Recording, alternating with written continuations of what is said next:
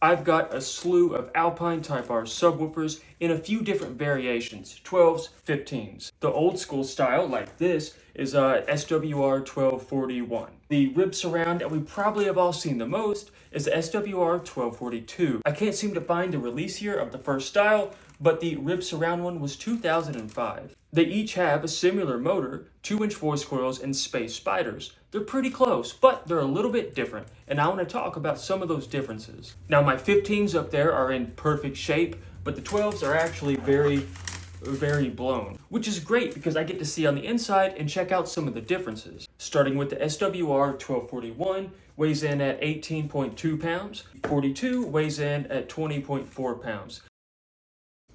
Oh, fucking sh**. The top plates actually look identical.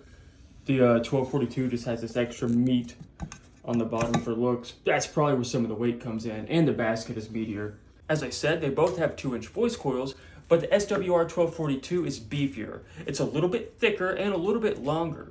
The 1241 has a winding width of 1.55 inches, while the 1242 has a winding width of 1.8 inches. They both, in fact, have double space spiders, but they're different sizes.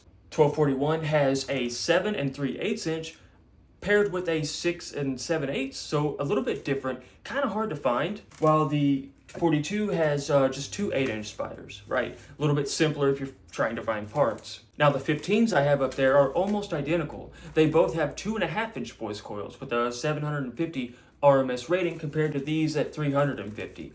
So they were a lot beefier from the start. Going from this in 12 to this in 15 was a big upgrade. I've known George at Lord Base for years, and I'm going to work with him to try and get recone kits for these subs, which will be awesome. I've already sent him the voice coil specs. He's going to see about ordering them, along with spiders, whatever we need to get a nice recone kit with these. I'd love to keep the original cone. As you can see, I've carefully removed these with the surround still intact. A little bit tricky. I'll show you how to do that in another video.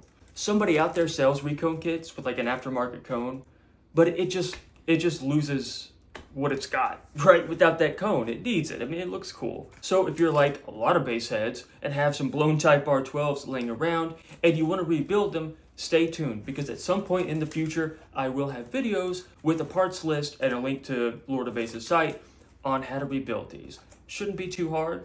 Even if I can't save the cone, I'll figure something out. And if you have ever had Type R's in one of your builds, let me know how it did for you, because I have all these and I'm not gonna lie, I've never used one in a vehicle.